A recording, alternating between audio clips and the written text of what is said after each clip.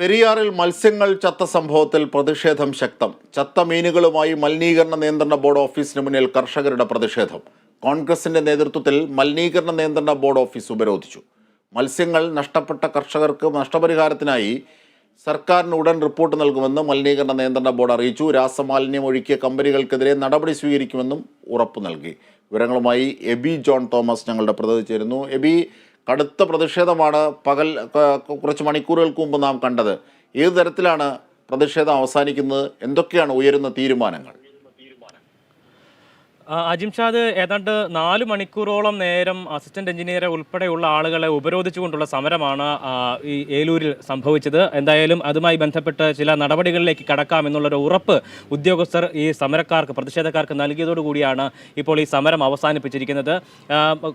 മുമ്പെങ്കും കണ്ടിട്ടില്ലാത്ത രീതി, അത് 98-ലാണ് ഇത്തരം സമാനമായ രീതിയിലൊരു സംഭവം ഉണ്ടാകുന്നത്. ഇങ്ങനെ 5 കിലോ അന്ന് ഈ പുഴയിലേക്ക് രാസമാലിന്യം ഒഴുക്കിയതിനെ തുടർന്ന് ഏതാണ്ട് 5 കിലോമീറ്റർ ദൂരത്തിലുള്ള മത്സ്യസമ്പത്താണ് ഇത്തരത്തിൽ ചത്തുപൊങ്ങുന്ന സാഹചര്യം ഉണ്ടായത്. അതിന് ശേഷം നിരവധി തവണ ഇത്തരത്തിലുള്ള ചെറുതും വലുതുമായിട്ടുള്ള സംഭവങ്ങൾ ഉണ്ടായിട്ടുണ്ടെങ്കിലും അതിനുശേഷം വന്നിട്ടുള്ള ഏറ്റവും വലിയ ഒരു ദുരന്തമായി തന്നെയാണ് ഇതിനെ കണക്കാക്കുന്നത്. ആ നിലയ്ക്കാണ് ആ സംഭവത്തിൻ്റെ പശ്ചാത്തലത്തിലാണ് ഇത്തരത്തിൽ വലിയ പ്രതിഷേധവുമായി ആളുകൾ എത്തിയത്. അതിൽ കോൺഗ്രസ് പാർട്ടിയാണ് ആദ്യം തന്നെ ഈ പ്രതിഷേധവുമായി രംഗത്ത് വന്നത്. അതിനുശേഷം AIYF അവരുടെ പ്രതിഷേധം രേഖപ്പെടുത്തി. ഒപ്പം പെരിയാർ സംരക്ഷണ സമിതിയുടെ നേതൃത്വത്തിൽ പ്രതിഷേധം ഉണ്ടായി. അങ്ങനെ നിരവധിയായിട്ടുള്ള ആളുകൾ ഈ സമരവുമായി, പ്രതിഷേധവുമായി അവിടേക്ക് എത്തുന്ന കാഴ്ച, പൊല്യൂഷൻ കൺട്രോൾ ബോർഡിൻ്റെ ഓഫീസിലേക്ക് എത്തുന്ന കാഴ്ചയാണ് കണ്ടത്. അതിനുശേഷം ചീഞ്ഞ മീനുകളെ അവിടെ എത്തിച്ച് ആദ്യം ഈ ഗേറ്റിന് പുറത്തവർ നിക്ഷേപിച്ചു. അതിനുശേഷം മീൻ ഈ ഓഫീസിനുള്ളിലേക്ക് വലിച്ചെറിയുന്ന നിലയ്ക്കുള്ള പ്രതിഷേധം ഉൾപ്പെടെ ഉണ്ടായി. ശക്തമായ രീതിയിലുള്ള പ്രതിഷേധമാണ് ഉണ്ടായത്. അതിനുശേഷമാണ്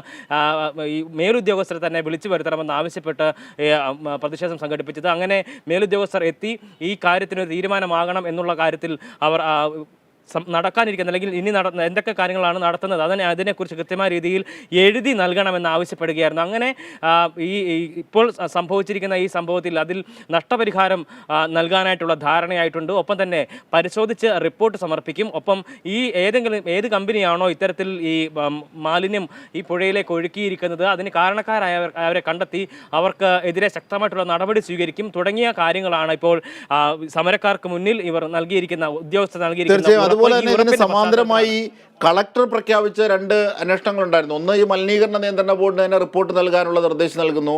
മറ്റൊന്ന്, സബ് കളക്ടറെ നിയമിക്കുന്നു. അതിന്റെ റിപ്പോർട്ടുകളും വിശദാംശങ്ങളും എത്താറായിട്ടുണ്ടോ? അതിലെന്താണ് പറയുന്നത്?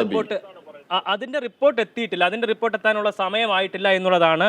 കളക്ടർ നിർദ്ദേശിക്കുന്ന ഈ 2 അന്വേഷണങ്ങളും എന്തായാലും തുടർന്നുകൊണ്ടിരിക്കുകയാണ്. ഇതിന് സമാന്തരമായി തന്നെ ഈ അന്വേഷണങ്ങൾ എന്തായാലും ഉണ്ടാകും. എന്തായാലും ഇതിൻ്റെ ആ അന്വേഷണത്തിൻ്റെ കൂടി കാര്യമാണ് ഇതിൽ ഇപ്പോൾ നൽകിയിരിക്കുന്ന ഉറപ്പിനകത്ത് പറഞ്ഞിരിക്കുന്നത്. കാരണം ഇത്തരത്തിലുള്ള അന്വേഷണങ്ങൾ വെറും പ്രഹസനങ്ങൾ മാത്രമാണ് എന്നുള്ളൊരു ആരോപണമാണ് പ്രതിഷേധക്കാരും സാധാരണക്കാരായ ജനങ്ങളും എല്ലാം തന്നെ മുന്നോട്ട് വെച്ചിരുന്നത്. കാരണം ഇതിന് മുമ്പുണ്ടായിട്ടുള്ള സംഭവങ്ങളെല്ലാം തന്നെ സമാനമായ രീതിയിലുള്ള സംഭവങ്ങൾ വളരെ നിസ്സംഗമായിട്ടുള്ള ഒരു സമീപനമാണ് ഈ ഉദ്യോഗസ്ഥരുടെ ഭാഗത്തുനിന്ന് ഉണ്ടായിട്ടുള്ളത്.